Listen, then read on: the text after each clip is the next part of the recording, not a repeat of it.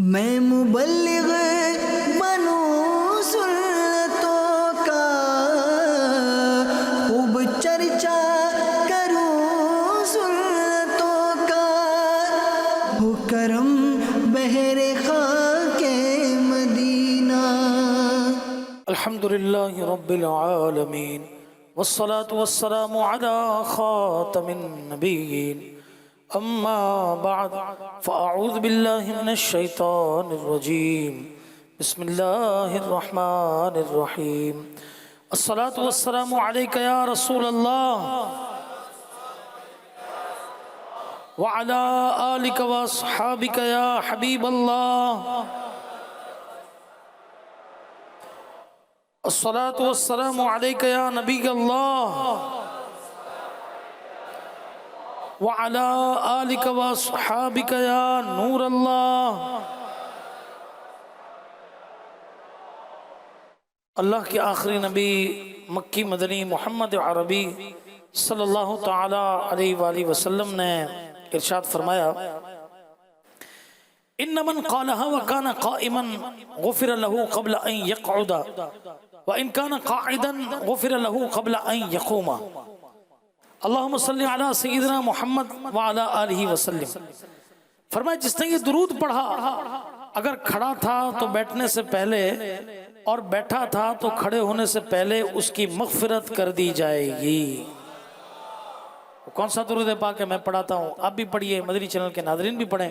اللہم صلی علی سیدنا محمد وعلی آلہ وسلم۔ دست بستہ سب فرشتے پڑھتے ہیں ان پر درود، کیوں نہ ہو پھر ورد اپنا الصلاۃ والسلام، سر جھکا کر بادب عشق رسول اللہ میں کہہ رہا تھا ہر ستارہ الصلاۃ والسلام۔ صلو علی الحبیب صلی اللہ تعالی علی محمد وعلی آلہ وصحبہ وبارک وسلم۔ الحمدللہ نئے اسلامی سال محرم شریف کا آغاز ہو چکا ہے، اور الحمدللہ محرم شریف بڑا ہی بابرکت مہینہ ہے۔ جی ہاں، روایات میں اسے شہر اللہ یعنی اللہ کا مہینہ بھی کہا گیا۔ اور حدیث پاک میں کہ ایک مرتبہ ایک شخص بارگاہ رسالت صلی اللہ تعالی وسلم میں حاضر ہوا، عرض کیا یا رسول اللہ صلی اللہ علیہ وسلم، رمضان کے علاوہ میں کس مہینے میں روزے رکھوں؟ ارشاد فرمایا، اگر تم نے رمضان کے بعد کسی مہینے کے روزے رکھنے ہو تو محرم کے روزے رکھو گے، یہ اللہ پاک کا مہینہ ہے۔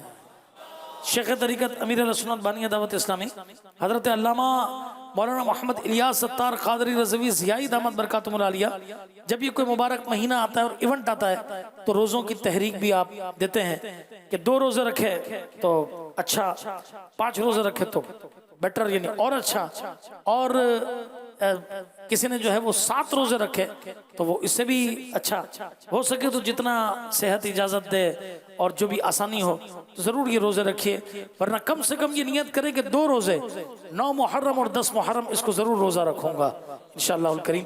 رب کریم ہم سب کو عمل کی توفیق عطا فرمائے۔ ایک حدیث پاک میں ہے کہ افضل الصیام بعد رمضان شہر اللہ المحرم، یعنی رمضان کے بعد سب سے افضل روزے ماہ محرم کے ہیں جو کہ اللہ کا مہینہ ہے۔ ایک اور روایت میں ہے کہ محرم کا ایک روزہ یہ 30 روزوں کے برابر ہے۔ سبحان اللہ۔ تو اللہ پاک ہمیں اس نئے سال کی ابتدا اچھی نیکیوں بھری اور بالخصوص ماہ محرم کے نفل روزوں کے ساتھ کرنے کی توفیق نصیب فرمائے، آمین۔ الحمدللہ پیارے اسلامی بھائیوں اور مدنی چینل کے ناظرین، ماہ محرم شریف کی تشریف آوری جب ہوتی ہے تو یاد صحابہ اور یاد اہل بیت یہ تازہ ہو جاتی ہے۔ یکم محرم مسلمانوں کے دوسرے خلیفہ سیدنا فاروق اعظم رضی اللہ تعالیٰ عنہ کا یوم شہادت ہے، اور ماشاءاللہ مسجد کے اندر یہ صدا گونجی کہ اور عمر فاروق بھی جنتی جنتی، ہر صحابی نبی جنتی جنتی۔ اور 10 محرم الحرام کو اہل بیت پاک کی بے مثال اور لازوال قربانی کی یادگار ہے، اس لیے اہل سنت، اہل عشق و محبت عاشقان صحابہ و اہل بیت کا صدیوں سے معمول ہے کہ محرم شریف میں ذکر صحابہ و اہل بیت کی محفلیں سجتی ہیں، مسجد مسجد یہ سلسلے 10 دن تک جاری ہوتے ہیں، لنگر کا اہتمام ہوتا ہے، عشق صحابہ و اہل بیت آئندہ نسلوں تک منتقل کرنے کی سعادت یہ حاصل کی جاتی ہے۔ شیخ طریقت امیر علیہ سنت اس کا زبردست اہتمام فرماتے ہیں اور 10 دن کے مدنی مذاکرے اور یہ بڑا زبردست سلسلہ ہوتا ہے۔ آج انشاءاللہ تبارک و تعالی ہم ذکر اہل بیت سے دلوں کو سکون پہنچائیں گے۔ سبحان اللہ، اللہ اکبر۔ وسائل فردوس میں شیخ طریقت امیر علیہ سنت نے کتنا زبردست یہ ایک کلام لکھا کہ جس میں صحابہ کا بھی تذکرہ ہے، اہل بیت کا بھی تذکرہ ہے۔ کیا خوب آپ فرماتے ہیں کہ کیوں نہ ہو رتبہ بڑا اصحاب و اہل بیت کا، ہے خدائے مصطفیٰ اصحاب و اہل بیت کا، آل و اصحاب نبی سب بادشاہ ہیں بادشاہ، میں فقط ادنا گدا اصحاب و اہل بیت کا۔ صلو علی الحبیب صلی اللہ تعالی علی محمد وعلی آلہ وصحبہ وبارک وسلم۔ قرآن مجید فرقان حمید کی جس آیت پر آج آپ بیان سنیں گے اس کا عنوان ہے نسبت مصطفیٰ کی برکات، اور یہ آیت ہے پارہ نمبر 25 سورہ زخرف کی آیت نمبر 44۔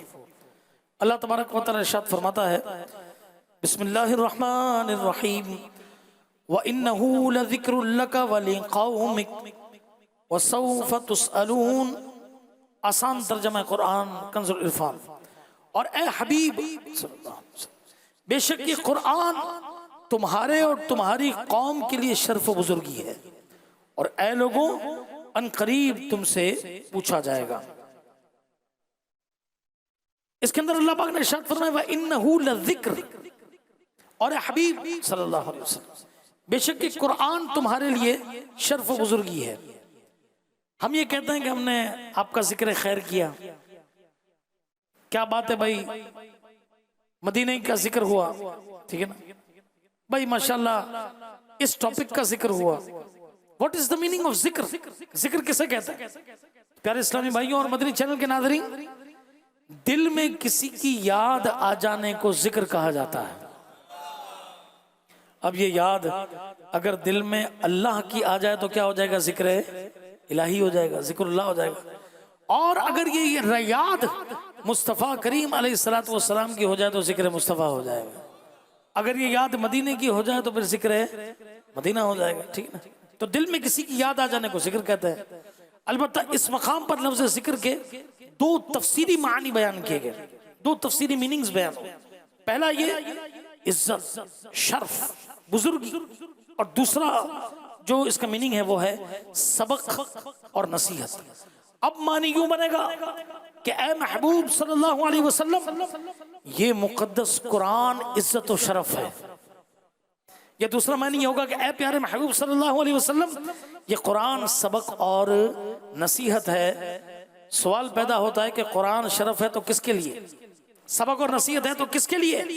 اللہ پاک نے ارشاد فرمایا لَكَ وَلِقَوْمِكَ، تمہارے اور تمہاری قوم کے لیے، یعنی اے محبوب صلی اللہ علیہ وآلہ وسلم، آپ کی قوم، وہ اہل ایمان جو آپ کے عزیز ہیں، رشتہ دار ہیں، آپ کے چچا حضرات ہیں، آپ کے ماموں حضرات ہیں، آپ کے چچا کی ایماندار اولادیں ہیں، وہ جو آپ کے دادا جان کی اولاد سے ہیں، آپ کے پڑ دادا کی اولاد سے ہیں، غرض وہ سب جو آپ کے قبیلے والے ہیں، جو آپ کے نسبی رشتہ دار ہیں، آپ کے فیملی ریلیشن شپ میں ہیں، جو آپ کے سسرالی رشتہ دار ہیں، آپ کے ان لاز میں ریلیشن شپ کے اندر ہیں، اے پیارے محبوب صلی اللہ علیہ وسلم، یہ مقدس قرآن بطور خاص آپ کے لیے اور آپ کی قوم کے لیے شرف و عزت بھی ہے اور سبق اور نصیحت بھی ہے۔ میرے پیارے اسلامی بھائیوں اور مدنی چینل کے ناظرین، قرآن میرے لیے بھی نصیحت ہے، آپ کے لیے بھی نصیحت ہے۔ بے شک پچھلی 15 صدیوں سے جو لوگ گزر چکے ان کے لیے بھی نصیحت تھا، ہے، اور آئندہ جو قیامت تک آئیں گے سب کے لیے ہے، ان کے لیے بھی نصیحت ہوگا۔ کوسچن arises here، ایک سوال یہاں پیدا ہوتا ہے، پھر اللہ پاک نے کیوں ارشاد فرمایا وَإِنَّهُ لَذِكْرٌ لَكَ وَلِقَوْمِكَ، یعنی اے محبوب صلی اللہ علیہ وسلم، یہ قرآن آپ کے لیے اور آپ کی قوم کے لیے نصیحت ہے، قرآن تو سب کے لیے نصیحت ہے۔ محبوب ذیشان صلی اللہ علیہ وسلم اور آپ کی قوم کو کیوں خاص کیا گیا؟ ٹھیک ہے نا؟ تو مدنی چینل کے ناظرین میں سے جو ٹیچنگ کرتے ہوں گے، یہاں کوئی ٹیچر بیٹھے کوئی ہے جو ٹیچنگ کرتا ہو؟ ماشاءاللہ دیکھیے بھائی کتنے ہمارے بزرگ اسلامی بھائی ماشاءاللہ اور ٹیچنگ بھی کرتے ہیں، ٹھیک ہے نا؟ آئیے ضرور اس بات کی تائید کریں گے۔ ایک کلاس ہوتی ہے انٹرنیشنل سٹینڈرڈ، جو ایک کلاس کا ہے کہ اس کے اندر 25 سٹوڈنٹس ہونے چاہیے، 25 طلبہ ہونے چاہیے، ایسے ہی ٹھیک۔ ان 25 طلبہ کے اندر سے سب پڑھ رہے ہوتے ہیں، مگر خاص طور پر آپ کی توجہ 5 یا 10 افراد پر جاتی ہے، کہ 5 یا 10 پڑھنے والوں پر جاتی ہے، پڑھ سب رہے ان پر جاتی ہے، کیوں؟ What is the reason? ارشاد فرمائیں گے؟ وہ اچھا پڑھتے ہیں، وہ اچھا پڑھ رہا ہے، وہ توجہ کے ساتھ پڑھ رہا ہے، وہ اچھا پڑھ رہے ہیں، اس لیے ایک ٹیچر کا فوکس ان پر ہوتا ہے۔ بیٹا آپ کی کاپی کمپلیٹ ہو گئی، آپ کی سائن ہو گئے، آپ کا پریکٹیکل مکمل ہے، آپ نے یہ یاد نہیں کیا، حیرت ہے، کبھی وہ پیچھے رہ جاتا ہے، یار یہ آپ نے یاد نہیں کیا، یہ حیرت کی بات ہے، ٹھیک ہے؟ آپ یاد کر لیں گے فوراً، ٹھیک ہے؟ کیوں بھائی سارے طلبہ ہیں، مگر یہ صلاحیت والے، یہ ذہین ہے، لگتا یہ ہے کہ یہ آگے جا کر کچھ بنیں گے، تو بلا تمثیل یعنی اونلی فار انڈرسٹینڈنگ، صرف سمجھانے کے لیے میں عرض کروں گا کہ قرآن کریم نسخہ ہدایت سب کے لیے ہے، یہ سبق اور نصیحت سب کے لیے ہے، لیکن اسے نازل کرنے میں اصل مقصود نبی کریم صلی اللہ تعالی وسلم کی ذات بابرکات ہے۔ آپ کے وسیلے سے آپ کی قوم خاص توجہ کے لائق ہے، باقی سب کو جو یہ نصیحت مل گئی ان کے صدقے اللہ تبارک و تعالی نے ہمارا بھی بیڑا پار کر دیا، ہمیں بھی رب کریم نے یہ ہدایت اور یہ یوں سمجھے کہ آسانی اور یہ توفیق عطا فرما دے۔ ایک اور مثال سے اسے سمجھیے، قرآن مثال عرض کرتا ہوں، وَالضُّحَىٰ وَاللَّيْلِ إِذَا سَجَىٰ مَا وَدَّعَكَ رَبُّكَ وَمَا قَلَىٰ وَلَلْآخِرَةُ خَيْرٌ لَكَ مِنَ الْأُولَىٰ وَلَسَوْفَ يُعْطِيكَ رَبُّكَ فَتَرْضَىٰ أَلَمْ يَجِدْكَ يَتِيمًا فَآوَىٰ۔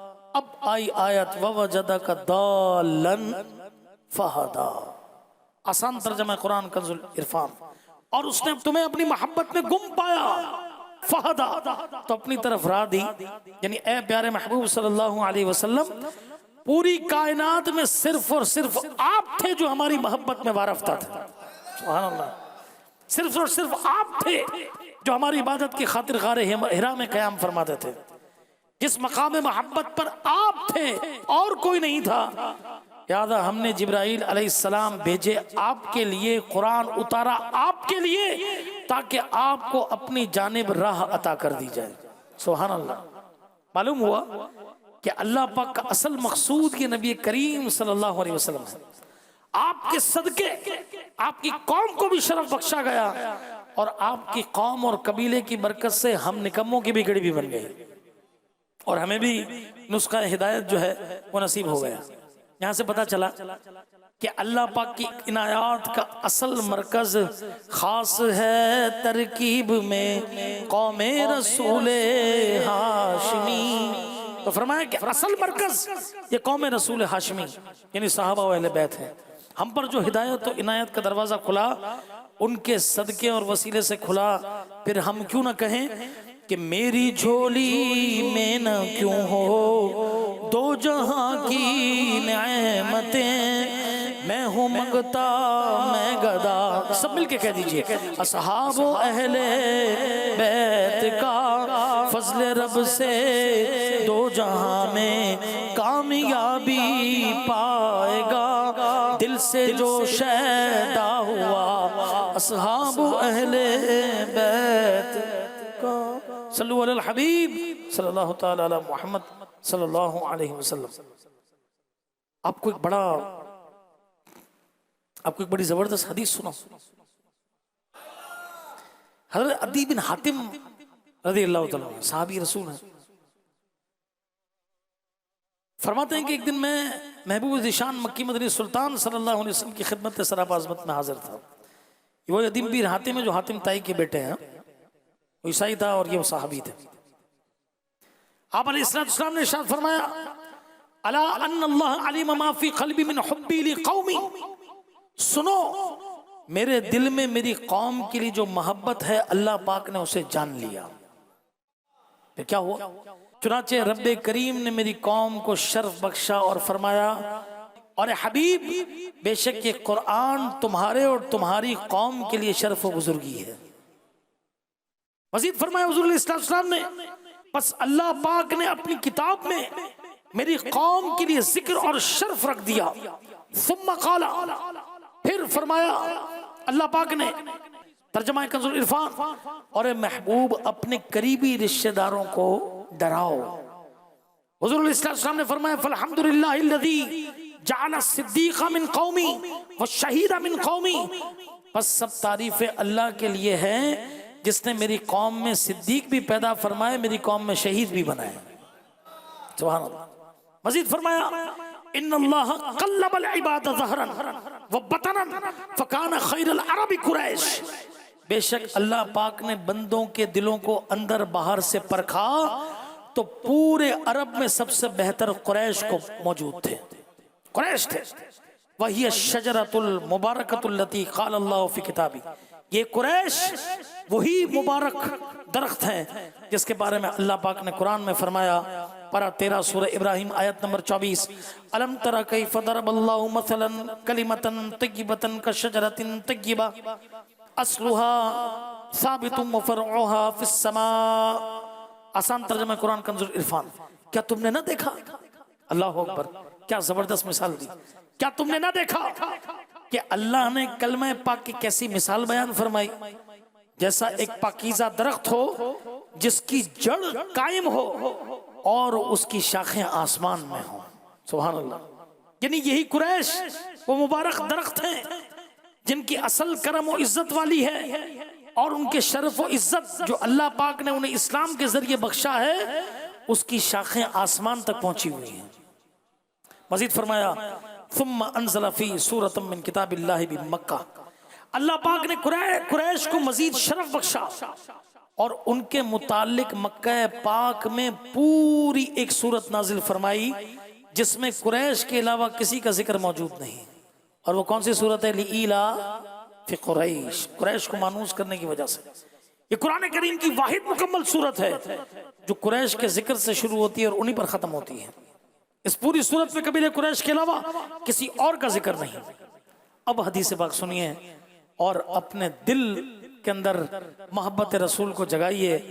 اتنی حدیث شریف بیان کرنے کے بعد حضرت عدی بن حاتم رضی اللہ تعالیٰ عنہ اپنا مشاہدہ بیان کرتے ہوئے فرماتے ہیں میں نے رسول اللہ صلی اللہ علیہ وسلم کو دیکھا کہ جب آپ کے سامنے قریش کا ذکر خیر ہوتا تو آپ اتنے خوش ہوتے کہ ان سبھی کے سامنے آپ کے چہرے پاک پر اس خوشی کے واضح آثار دکھائی دیتے۔ ہمیں ہمارے سامنے بھی نہیں کہ کبھی کوئی اپنے اس کا مل جائے۔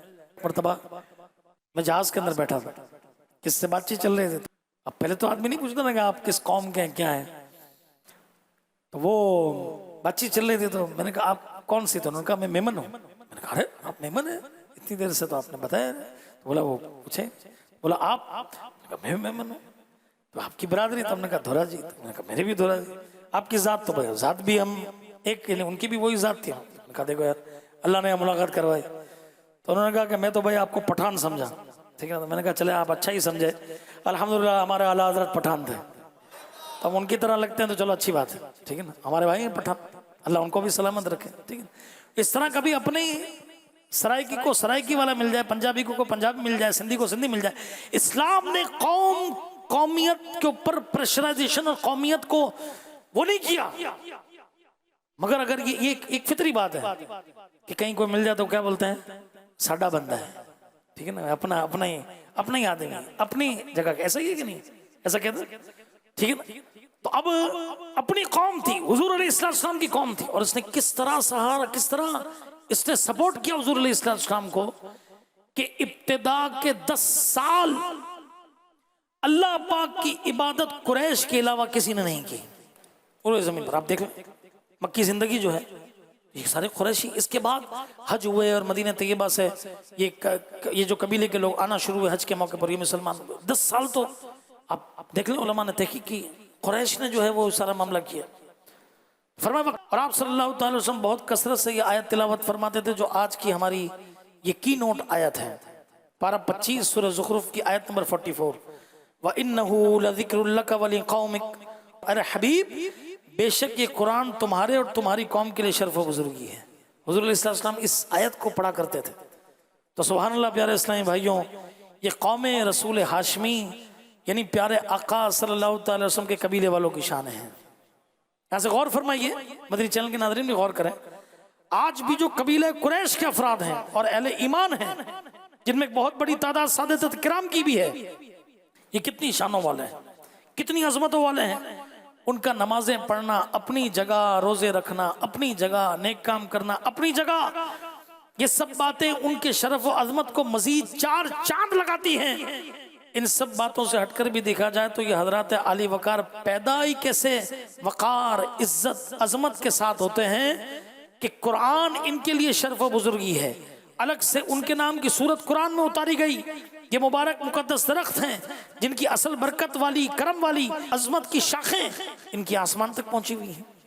یہ کتنی شرف والے ہیں کہ پیدا ہونے کے ساتھ ہی یہ شرف اور بزرگی تو جو ہے نا، یہ ان کو حاصل ہو گیا۔ ہم چاہے کسی بھی قوم سے ہوں، پیدا ہوتے ہی شرف اور بزرگی حاصل نہیں ہوتی، مگر جو قریش سے پیدا ہوتے ساتھ ہی یہ شرف اور بزرگی کو یہ پا گئے۔ سبحان اللہ۔ تو پیارے اسلامی بھائیوں اور مدنی چینل کے ناظرین، پتہ چلا کہ پیارے آقا صلی اللہ تعالی علیہ وسلم کے ساتھ نسبت، قربت، رشتہ داری ہونا یہ خود ایک فضیلت ہے۔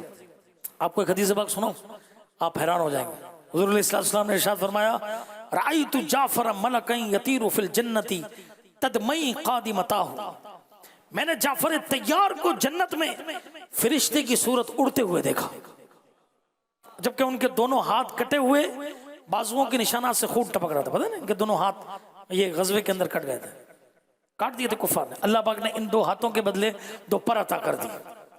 فرمایا جنت میں اڑ رہے تھے اور ان کے دونوں کٹے ہوئے بازوؤں کے نشانات سے خون ٹپک رہا تھا۔ وَرَأَيْتُ زَيْدًا دُونَ ذَلِكَ، اور میں نے زید بن ثابت رضی اللہ عنہ کو جعفر طیار سے کم رتبے میں دیکھا۔ فَقُلْتُ مَا كُنْتُ أَظَنُّ إِنَّ زَيْدًا دُونَ جعفر، تو میں نے کہا میرا خیال نہیں تھا کہ زید بن ثابت یہ جعفر طیار سے کسی طرح کم رتبہ ہوں گے۔ تو جبریل امین علیہ السلام حاضر خدمت اقدس ہو گئے اور عرض کی، ان زیدن لیس بدون جعفر، یعنی یا رسول اللہ صلی اللہ علیہ وسلم آپ کا مبارک خیال بالکل درست ہے، جنت میں 2 کا درجہ دیکھ رہے ہیں، سبحان اللہ، زمین پر بیٹھ کر، ٹھیک ہے نا، اور خیال بھی فرما رہے ہیں کہ اس کا درجہ اس سے کم کیوں ہے، سوال بھی کر رہے ہیں۔ تو کیوں کر رہے ہیں؟ کیونکہ مالک جنت ہے، ٹھیک ہے نا، مالک کوثر ہے۔ حضرت جبریل امین علیہ السلام نے عرض کی، یا رسول اللہ صلی اللہ علیہ وسلم آپ کا خیال مبارک بالکل حق ہے، زید بن ثابت رضی اللہ تعالیٰ عنہ حضرت جعفر طیار سے کم رتبہ نہیں ہے، وَلَكِنَّا فَضَّلْنَا جعفر لِقَرَابَتِهِ مِنْكَ، مگر یا رسول اللہ جعفر طیار کا ایک درجہ اس لیے بلند ہے کیونکہ وہ آپ کے رشتہ دار ہیں، آپ کے چچا کے بیٹے ہیں، ٹھیک ہے نا، اس لیے جنت میں ان کا ایک درجہ یہ بلند ہے۔ اللہ اللہ، پتہ چلا کہ پیارے آقا صلی اللہ تعالی وسلم کے ساتھ رشتہ داری، حضور علیہ السلام کے ساتھ نسبی یعنی فیملی ٹرم یا سسرالی ان لاس ٹرم، یہ تعلق کتنا عظیم فضیلت والا ہے، جس تک ہم نماز، روزے اور عبادات کے ذریعے نہیں پہنچ سکتے۔ یہ بس ایک فضیلت ہے جو اللہ پاک نے ان شان والوں کو عطا فرما دی ہے، سبحان اللہ۔ تو پیارے اسلامی بھائیوں، محرم کا مہینہ ہے اور اولاد مصطفیٰ کے فضائل بیان نہ ہو کہ کیسے ہو سکتا ہے؟ سنیے، حضرت جعفر طیار رضی اللہ تعالیٰ پیارے آقا علیہ السلام کے چچا زاد ہیں۔ غور فرمائیے، جب چچا زاد کو حضور علیہ السلام کی رشتہ داری کا فائدہ ہو رہا ہے تو جو آپ کی اولاد مبارکہ ہیں، جن کا خمیر شریف آپ کے خون مقدس ہے، جو آپ علیہ السلام کی جگر کے ٹکڑے ہیں، ان کی عظمت و شان کا عالم کیا ہوگا۔ اس لیے تو فرمایا کہ حسن اور حسین کہ جنت، یہ تو جنت کے نوجوانوں کے یہ سردار ہیں۔ کیا فرمایا؟ الحسین منی وانا من الحسین، حسین مجھ سے ہے، میں حسین سے ہوں۔ فرب فاطمہ تم بدعۃ منی، فاطمہ یہ تو میری جگر کا ٹکڑا ہے، اللہ اکبر، جن کا خمیر شریف حضور علیہ السلام کے خون مقدس سے ہوگا، ان کا عالم کیا ہوگا۔ پتہ چلا کہ ہم جتنی مرضی عبادات کر لیں، جتنی چاہے نیکیاں کر لیں، مگر ایک شرف جو سید زادوں کو حاصل ہے کہ یہ اولاد مصطفیٰ ہیں، یہ ہمیں حاصل نہیں ہو سکتا، ہم ہرگز ان سے آگے نہیں بڑھ سکتے، ٹھیک ہے نا۔ کیا مسلمانوں کے دوسرے خلیفہ سیدنا فاروق اعظم رضی اللہ عنہ کا واقعہ آپ کو سناتا ہوں، بڑا حیرت انگیز واقعہ، مدنی چینل کے ناظرین بھی سنیں گے تو حیران ہو جائیں گے. ایک مرتبہ مدینہ طیبہ میں مال غنیمت لایا گیا. کہیں کوئی فتح ہوئی ہوگی, مال غنیمت آیا. جب وہ مال غنیمت سیدنا فاروق اعظم رضی اللہ تعالیٰ عنہ نے تقسیم کرنا شروع کیا, صحابہ کرام علیہ رضوان آ رہے تھے, اپنا حصہ لیتے جا رہے تھے. اسی دوران نواسہ مصطفیٰ حضرت امام حسن مجتبی رضی اللہ عنہ تشریف لے آئے. سبحان اللہ نہیں کہیں گے آپ؟ سبحان اللہ. سیدنا فاروق اعظم رضی اللہ تعالیٰ عنہ نے فرمایا بالرحب والکرامہ, یعنی خوش آمدید ہو, آپ کو, آپ کے لیے عزت و احترام ہے. پھر فاروق اعظم رضی اللہ تعالیٰ عنہ نے انہیں 1000 درہم یعنی 1000 چاندی کے سکے پیش کیے. اس کے بعد شہ کربلا امام حسین رضی اللہ عنہ تشریف لائے. حضرت سیدنا فاروق اعظم رضی اللہ تعالیٰ نے بھی اسی طرح ان کا احترام کیا, انہیں بھی 1000 درہم چاندی کے سکے یہ پیش کیے. ان دونوں شہزادوں سیدزادوں کے بعد فاروق اعظم رضی اللہ عنہ کے اپنے بیٹے حضرت عبداللہ ابن عمر رضی اللہ تعالیٰ عنہ صحابی رسول ہیں, تشریف لائے. سیدنا فاروق اعظم رضی اللہ تعالیٰ عنہ نے انہیں 1000 کی جگہ پہ 500 درہم دیے. حضرت عبداللہ ابن عمر رضی اللہ تعالیٰ عنہ نے عرض کیا یا امیر المومنین, آپ مومنین کے امیر بھی ہیں اور میرے والد گرامی بھی ہیں. آپ نے حسن و حسین کو رضی اللہ تعالیٰ عنہ جو بھی ننھی عمر میں تھے, میں اس وقت بھی دین کے لیے میں نے سرتن کی بازی لگائی, غزوات کے اندر شریک ہوا, تو آپ نے انہیں 1000 درہم دیے اور مجھے 500 درہم دیے. اس کی کوئی وجہ ہے؟ آپ کا عدل و انصاف مشہور. پھر کیا معاملہ ہے؟ یہ سننا تھا کہ فاروق اعظم رضی اللہ عنہ کے دل میں کہ اہل بیت کی محبت کا سمندر یہ ٹھاٹے مارنے لگا.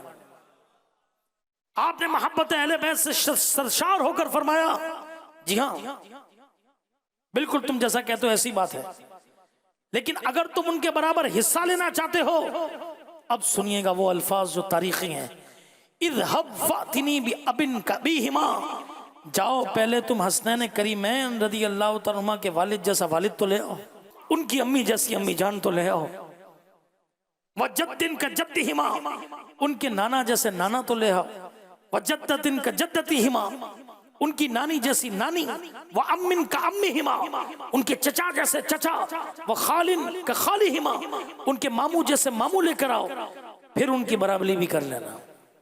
مگر یاد رکھو تم یہ نہیں کر پاؤ گے ابوہما فعلی المرتضی, کیونکہ ان کے والد علی مرتضی ہیں. امہما فاطمۃ الزہرا, ان کی والدہ فاطمہ زہرا ہیں. ان کے نانا محمد مصطفیٰ صلی اللہ علیہ وسلم ہیں. جدتہما خدیجۃ الکبریٰ, ان کی نانی بی بی خدیجۃ الکبریٰ رضی اللہ تعالیٰ عنہ ہیں. امہما جعفر بن ابی طالب, ان کے چچا حضرت جعفر بن ابی طالب ہیں. خالہما ابراہیم بن رسول اللہ صلی اللہ علیہ وسلم, ان کے ماموں حضرت ابراہیم بن رسول اللہ صلی اللہ علیہ وسلم ہیں. اور خالتاہما رقیۃ و ام کلثوم ابنتا رسول اللہ صلی اللہ علیہ وسلم, اور ان کی خالائیں نبی کریم علیہ السلام کی بیٹیاں بی بی رقیہ و ام کلثوم رضی اللہ تعالیٰ عنہما. اللہ اکبر. واہ کیا مرتبہ اعلیٰ ہے حسنین کا, امام الانبیاء نانا ہے حسنین کا. والد شیر خدا, ماں طیبہ طاہرہ, خوب پاکیزہ گھرانہ ہے حسنین کا. اہل سنت کو پیار ہے اس گھرانے سے, بچہ بچہ ان کا دیوانہ ہے حسنین.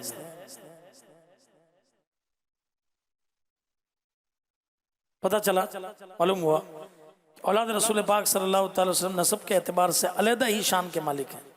ان جیسا نسب کسی اور کو نصیب نہیں. اس واقعے سے یہ بھی پتا چلا کہ جب بھی کوئی چیز تقسیم کرنی ہو تو سادات کرام کے احترام میں ان کو ڈبل حصہ دینا چاہیے.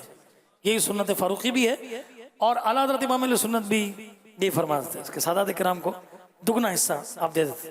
الحمدللہ جنہوں نے ہمارے دل میں صحابہ اور اہل بیت کی محبت ڈالی, قبلہ شیخ طریقت امیر سنت دامت برکات ملالی, یہ بھی اسی سنت فاروقی کے عامل ہیں. آپ سادات کرام کی آپ نے دیکھا ہے بڑی رسپیکٹ کرتے ہیں. ملاقات کے وقت اگر بتا دیا جائے کہ یہ سید صاحب ہیں تو بارہا دیکھا گیا کہ آپ نہایت عاجزی کے ساتھ سید سادوں کو ہاتھ چوم لیتے ہیں, انہیں اپنے برابر میں بٹھاتا. سادات کرام کے بچوں سے بے پناہ محبت اور شفقت سے پیش آتے. کچھ بانٹتے وقت سادات کرام کو ڈبل حصہ دیتے ہیں. کبھی کبھی کسی سید زادے کو دیکھ کر جھوم جھوم کر پڑھنے لگتے ہیں.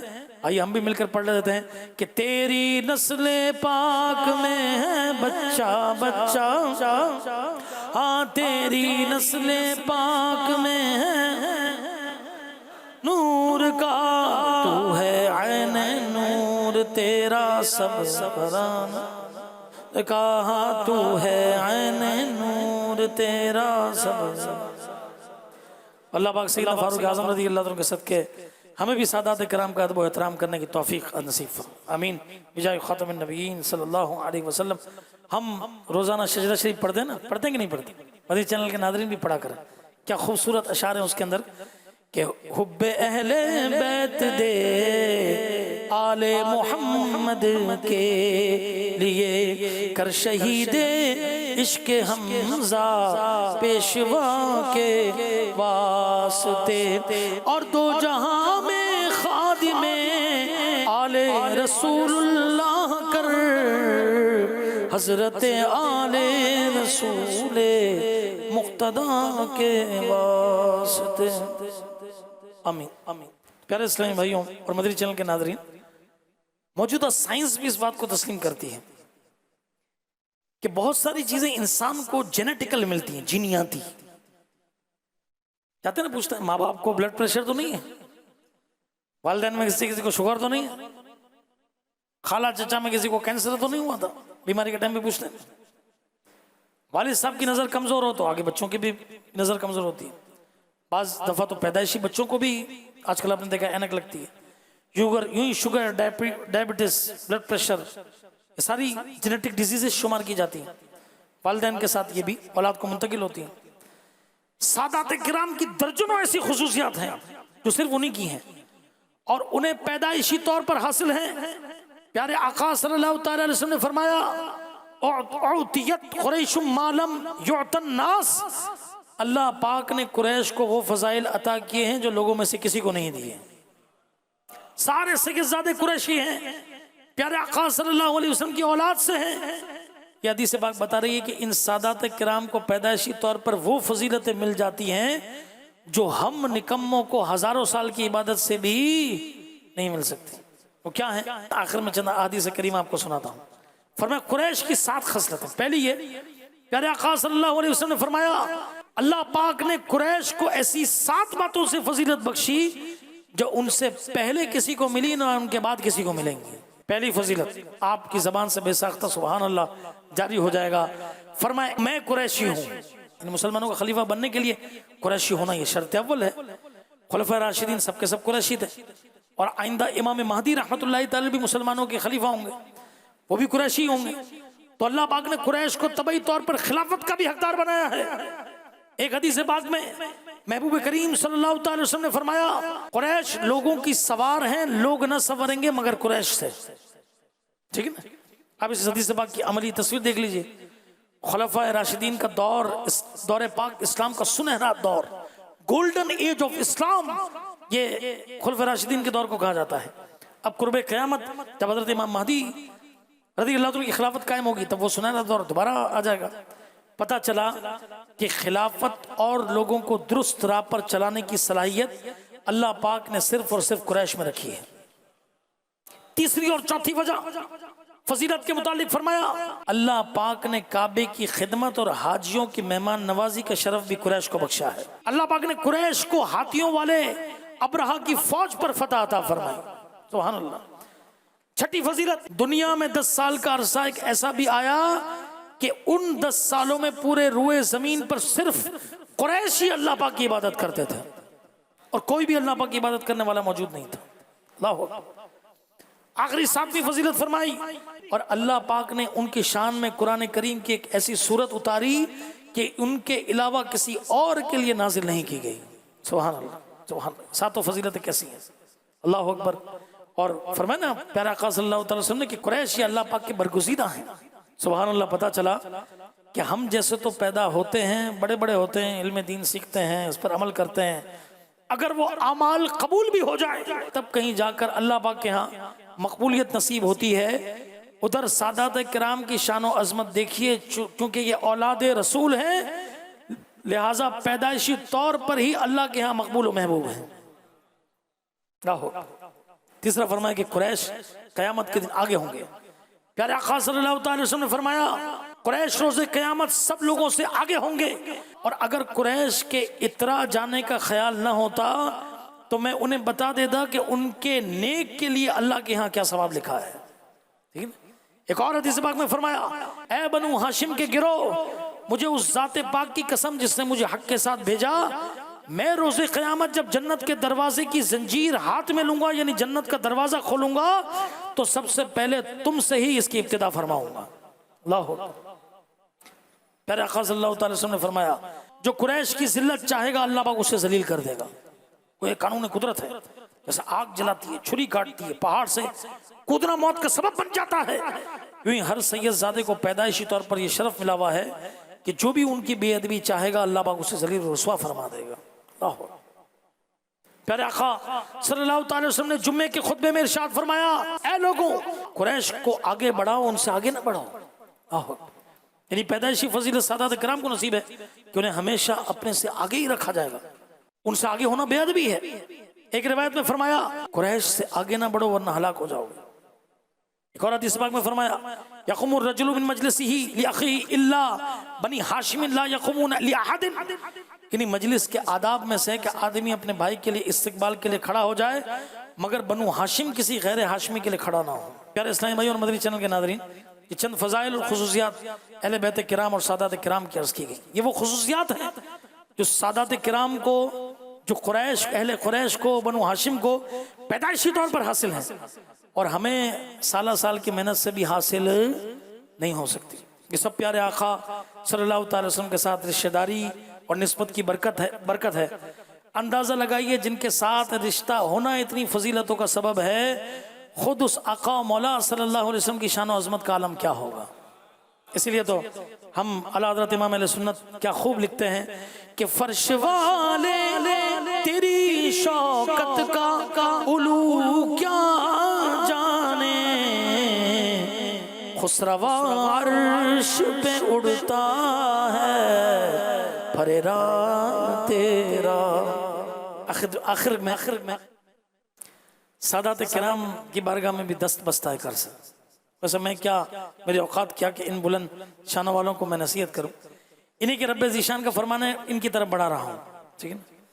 ابتدا میں جو آیت کریمہ آپ نے سنی وَإِنَّهُ لَذِكْرٌ لَكَ وَلِقَوْمِكَ، اور حبیب علیہ السلام بے شک یہ قرآن تمہارے اور تمہاری قوم کے لیے شرف و بزرگی ہے۔ اس آیت کریمہ کے آخر میں اللہ پاک نے فرمایا وَسَوْفَ تُسْأَلُونَ، اور ان قریب تم سے پوچھا جائے گا۔ یعنی شان خصوصی ہے تو امتحان بھی خصوصی ہوگا۔ ٹھیک ہے نا؟ قرآن کریم قریش کے لیے شرف و بزرگی ہے، ان کی عزت و شان کا نشان ہے، تو ان سے روز قیامت قرآن کریم کے حقوق کا بھی سوال ہوگا۔ لہٰذا سادات کرام اپنے رب رحمان کے اس فرمان پر ضرور توجہ فرمائیں۔ ہم سب کو ہی قرآن پڑھنا، سیکھنا اور سمجھنا اور عمل کرنا ہے، البتہ سادات کرام کے تو گھر میں اترا ہے۔ ٹھیک ہے نا؟ لہٰذا سادات کرام قرآن کریم کی جانب خصوصی توجہ فرمائیں۔ امام علی مقام امام حسین رضی اللہ تعالیٰ نے تو نیزے پر بھی قرآن سنایا، ٹھیک ہے نا؟ بلکہ امام حسین، امام زین العابدین رضی اللہ تعالیٰ وغیرہ جو ابتدائی دور کے سادات کرام ہیں، ان کے متعلق واقعات ملتے ہیں کہ ان کے گھروں میں کام کرنے والے ملازم بھی قرآن کریم کے حافظ اور عالم ہوا کرتے تھے۔ الحمدللہ سادات کرام اب بھی قرآن کریم سے محبت فرمانے والے ہیں، علماء ہیں، مفتیان کرام ہیں۔ اللہ پاک ان کی محبتوں کو سلامت رکھے، اور انہیں اور ہم سب کو خوب خوب قرآن کریم پڑھنے، سمجھنے اور اس پر عمل کرنے کی بھی توفیق عطا فرمائے۔ آمین بجائے خاتم النبیین صلی اللہ علیہ وسلم۔ میں مبلغ